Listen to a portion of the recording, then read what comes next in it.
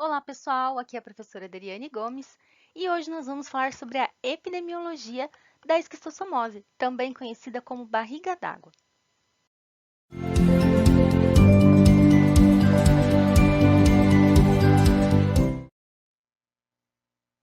Bom, quem são então os hospedeiros definitivos para a esquistossomose, ou melhor, para o esquistossoma Mannsoni? O homem, ele é o nosso principal hospedeiro definitivo. Inclusive, ele é considerado aí o único hospedeiro com importância epidemiológica. Porém, a gente sabe que tem uma série de outros hospedeiros que também vão funcionar aí como hospedeiros definitivos e, inclusive, como reservatórios. Então, vejam, outros primatas não humanos, os marsupiais, né, em especial aí o gambá, nosso amigo gambá, os ruminantes, pessoal, eles podem funcionar como hospedeiros definitivos. E a gente tem uma população de ruminantes muito grande no país, né? Roedores, e aqui também mora o perigo, porque a população de roedores é enorme também, né? E a gente tem ainda lagomorfos, como lebres e coelhos, que também podem funcionar como hospedeiros definitivos. Lembrando que, por definição, no hospedeiro definitivo, a gente vai ter a forma adulta desse parasito, tá? Então, além de forma adulta, a gente tem também a reprodução sexuada desses parasitos, tá?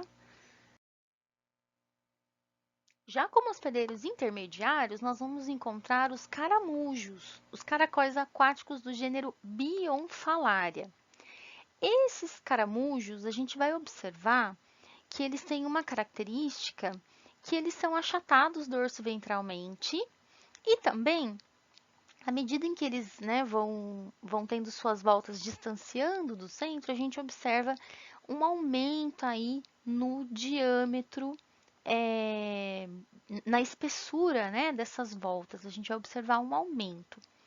A gente também é importante discutir o seguinte, que embora o gênero seja o Bionfalaria, nós vamos ter aí várias espécies associadas à transmissão do esquistossoma Mannsoni. Na verdade, assim, algumas dessas espécies elas são relatadas por funcionarem como hospedeiros naturais, hospedeiros intermediários de forma natural, né, que são as espécies que eu vou mostrar mais adiante para vocês, e outras, elas foram relatadas de forma experimental, tá? Das espécies que a gente tem ocorrência natural, a primeira delas é o Bionfalaria glabrata.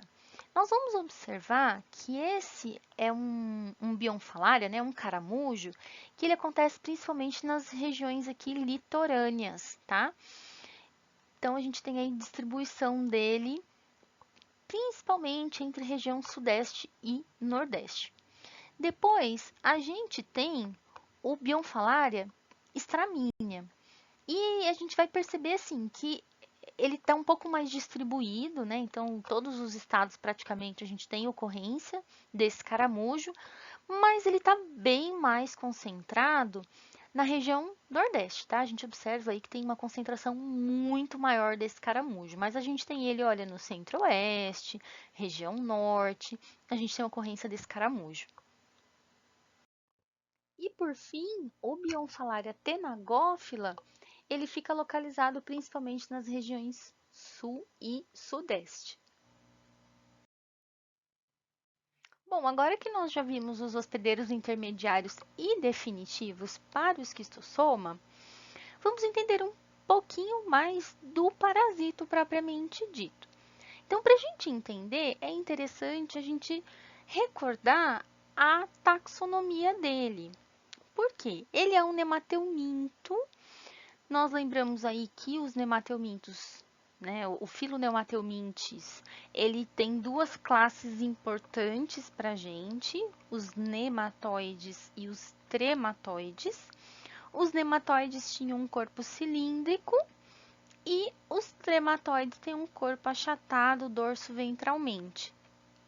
A grande maioria dos trematóides, eles são hermafroditas, Mas o esquistossoma, ele tem uma característica marcante, que é o seguinte, ele tem dimorfismo sexual bem marcado, a gente consegue diferenciar bem a fêmea do macho, tá? Então existe uma família própria para ele, que é a família Schistosomatidae. E antes que as discussões comecem, né? Ah, por que não Schistosomatidae, já que eu tenho SCH? Em latim, o CH ele tem som de C, tá? Então, isso aqui é um qui, Schistosomatidae, certo? Bom, como que eles são então? Eles são vermes aí que têm uma coloração esbranquiçada, leitosa. E aí agora a gente consegue diferenciar bem o macho da fêmea, como eu mencionei para vocês. O macho, ele tem um corpo plano. Embora não pareça, mas o corpo dele é plano, é achatado. O que que acontece? Ele se curva, né? Lateralmente, esse corpo se curva para formar um sulco que a gente chama de canal ginecóforo. E aí, dentro desse canal ginecóforo, a fêmea, que é né, esse parasita aqui que a gente está observando, ela se aloja dentro desse canal ginecóforo. E eles ficam ali em cópula constante. É como se eles estivessem de conchinha, né? E aí, em alguns lugares, vocês vão, inclusive, encontrar o pessoal relatando eles como verme do amor. É meio estranho, né? Eu concordo, mas enfim, por conta aí deles serem encontrados aos pares na circulação, nessas posições, eles acabam recebendo esse nome. Então, o macho ele tem esse sulco, né, que é chamado de canal ginecóforo. A fêmea, ela é alongada, ela é bem mais delgada que o macho e ela é bem mais, ela tem um comprimento maior que o macho também, tá? Então a gente sempre vai observar que embora ela se acople, né, ela se aloje nesse sulco do macho, sempre fica sobrando uma volta dela para fora do canal ginecóforo ou as extremidades dela estão fora do canal ginecóforo também. Uma outra característica que não dá para ver nessa imagem, mas a gente vai ver mais adiante, que é bem marcante dos trematoides, é que eles possuem aí ventosas, né? Pares de ventosas. Então a gente vai observar que eles têm também. O esquistossoma, ele tem essa característica, tanto no macho quanto na fêmea, a gente consegue observar pelo menos um par, né? Aliás, nele é característico como um par, né? Então a gente vê um par de ventosas, tanto no macho quanto na fêmea. Aqui nós conseguimos observar os dois de forma tridimensional. Então aqui a gente tem o macho, né? Dá para ver bem que ele é achatado, né? Só que ele forma esse sulco. Ele costuma ser menor que a fêmea, então ele tem de 6 a 12 milímetros de comprimento, isso macho adulto, tá? E ele também tem esse enrolamento aqui no sentido ventral. A fêmea, ela é mais fina e ela é mais longa, né? Como eu disse para vocês. Só que eu não acabei não mencionando um detalhe, que é o seguinte: a fêmea é cilíndrica, tá? Então, observem que o esquistossoma ele foge completamente, né, dos padrões aí para os trematoides. A fêmea, ela é cilíndrica, né? Muitas vezes ela chega até a ter até o dobro do comprimento do macho, né? Ela é bem mais fininha também para poder se alojar nesse canal. Observem que aqui a gente consegue ver bem nitidamente as ventosas do macho. Aqui a gente consegue ver um pouco melhor, tá? Então, vejam que nessa imagem a gente observa as ventosas do macho. O canal ginecóforo ficou fantástico de ser observado nessa imagem, porque ele ficou mais escurecido, né? Formou-se uma sombra aqui. Nessa imagem a gente observa, então, as duas ventosas, né? A ventosa oral e a ventosa ventral. E aqui observem que a gente também consegue visualizar as ventosas da fêmea. E aqui nós temos imagens de lâmina, que nos permitem ver com bastante clareza que a fêmea é bem maior do que o macho, né? Então, observem que aqui ó, a gente tem duas voltas de fêmea que está sobrando, tá? para fora do canal ginecóforo. Algumas vezes a gente pode observar o inverso também. Ela pode estar alojada no canal e as extremidades dela vão estar para fora desse canal. Lembrando aí que as extremidades elas são sempre bem mais finas do que o corpo dessas fêmeas, tá? A próxima lâmina mostra a mesma coisa pra gente. A gente tem uma porção da fêmea no canal ginecóforo e aí uma grande parte dessa fêmea tá para fora do canal. Aqui a gente vê a extremidade dela também para fora do canal. Então, aqueles machos e fêmeas que nós acabamos de observar, eles vão fazer o quê? Eles vão copular e aí as fêmeas vão produzir ovos. Nós vimos que as fêmeas são bastante prolíficas, elas podem chegar a produzir 300 ovos por dia. E esses ovos eles são de extrema importância para a gente, porque eles são utilizados no diagnóstico, certo? Então, observem que nós temos um espículo na lateral do ovo. O que é esse espículo? Esse espículo é como se fosse um espinho, né, que é observado aí na lateral desse ovo. E ele vai servir para diferenciar de outras espécies, como a gente já viu antes, tá? O Schistosoma mansoni, que é a espécie que acontece no Brasil, tem como característica esse espinho, né, esse espículo. Bom, o que vai acontecer daqui para frente? Dentro desse ovo, a gente vai observar a formação de um embrião. Esse embrião, ele chama miracídio. Então, assim, boa parte dos ovos que a gente encontra nas fezes, eles já estarão maduros, eles já estarão com o miracídio maduro, tá? O miracídio é essa estrutura que a gente está observando aqui dentro. E aí, o que acontece? Esse miracídio, ele consegue aí sobreviver dentro do ovo por alguns dias, mas ele precisa encontrar um ambiente com água. Se ele simplesmente ficar nas fezes e essas fezes não entrarem em contato com água, ele vai morrer, tá? Então, para que ele saia do ovo, ele precisa estar num ambiente com água. Essas fezes ou precisam ter sido feitas, né, próximas a locais com coleções de água, ou a chuva carregar essas fezes, carregar esses ovos até um local aí em que eu tenha um acúmulo de água, tá? É um fator aí importante para que esse miracídio que esteja aqui dentro consiga evoluir.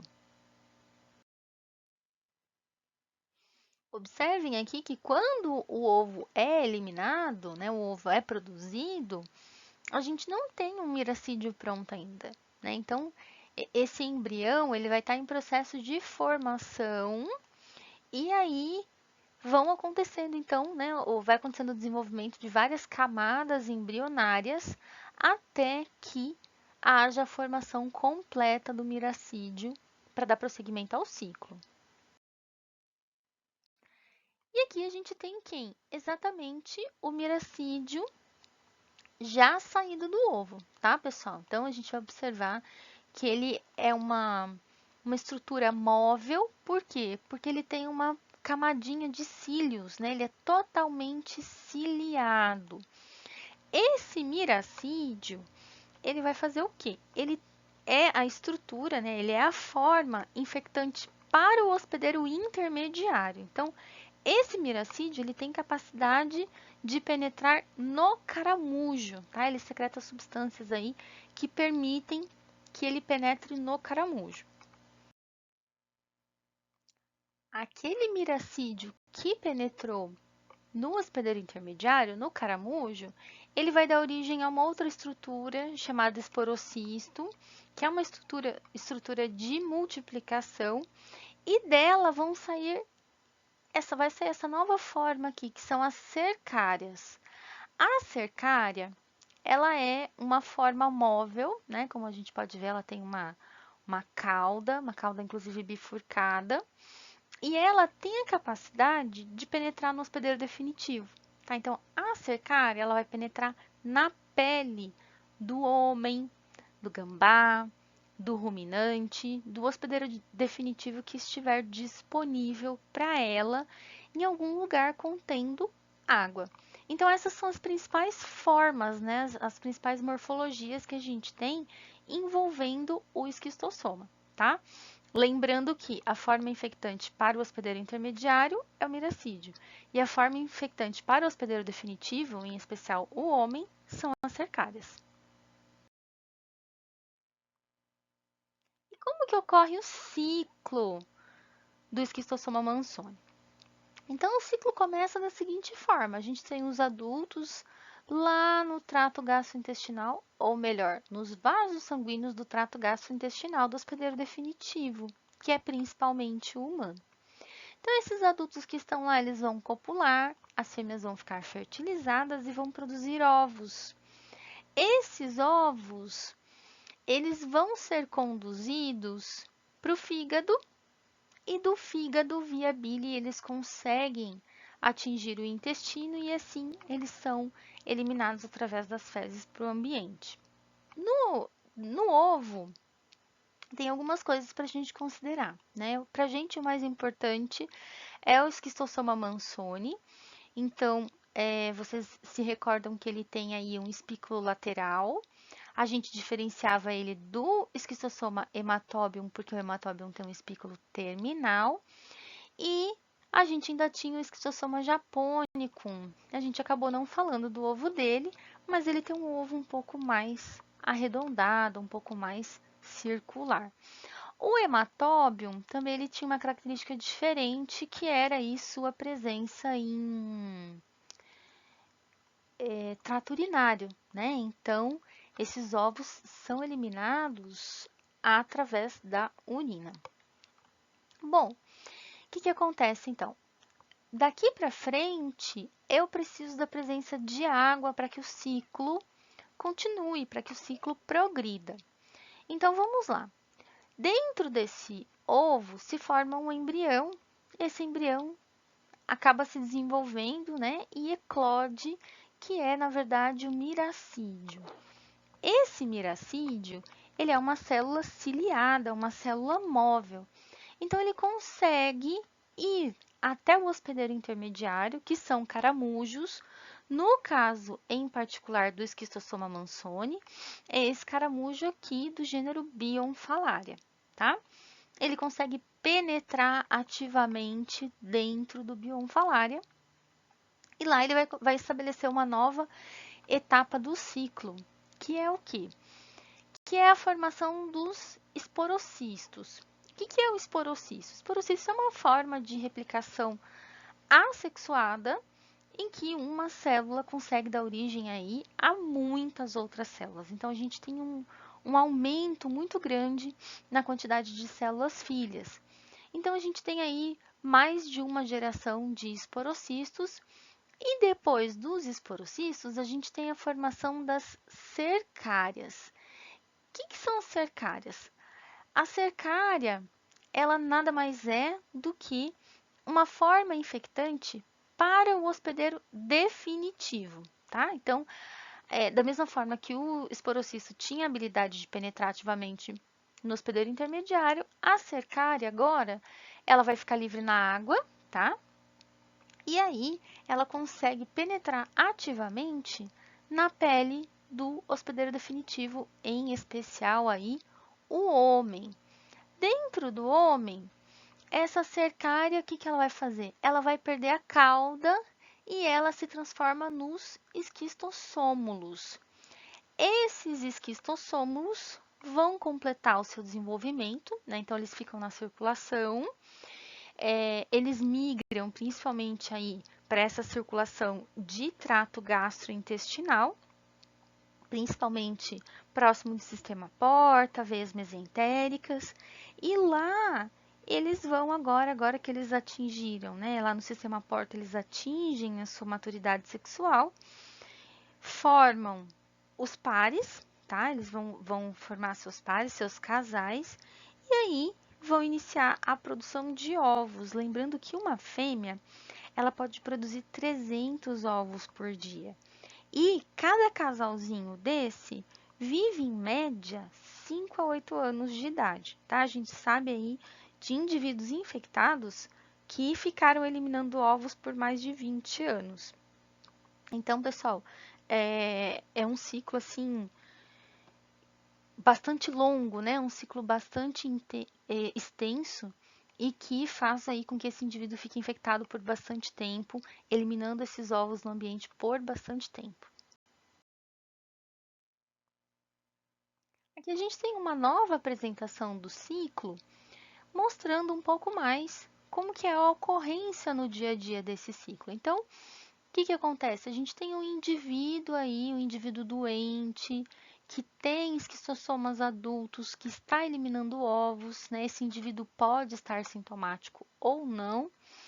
E aí, quando esse indivíduo defeca próximo de coleções de água, né? De lagos, o que acontece? Esses ovos que estão nas fezes, eles liberam o miracídio precisa de água para poder prosseguir com o ciclo. O miracídio vai infectar os caramujos, então é de extrema importância observar se tem presença de caramujos no local onde, por exemplo, a pessoa está se banhando ou está pescando. Ocorre todo aquele processo de formação de esporocistos dentro do caramujo e liberação de cercárias. Então, observem que aqui a gente tem indivíduos sossegados, né, com o pé na água, pensando na vida, e a cercária vai penetrar através da pele dessa pessoa e o ciclo vai se reiniciar, né? A gente vai ter todo aquele processo de migração dos parasitas através de vasos sanguíneos. Eles vão ficar nos vasos próximos ao trato gastrointestinal e o ciclo vai se repetir. Se esse indivíduo, porventura, em algum momento, né, reiniciar esse processo, não defecando aí em vaso sanitário, em locais aí com tratamento, né, de esgoto, se porventura ele vier a defecar, né, numa região próxima próxima a locais que eu tenho água, a gente tem aí transmissão para outros indivíduos novamente. Bom, pessoal, por hoje é isso. Se esse conteúdo foi útil para você, curte esse vídeo, compartilha com seus amigos e inscreva-se no nosso canal. Até a próxima!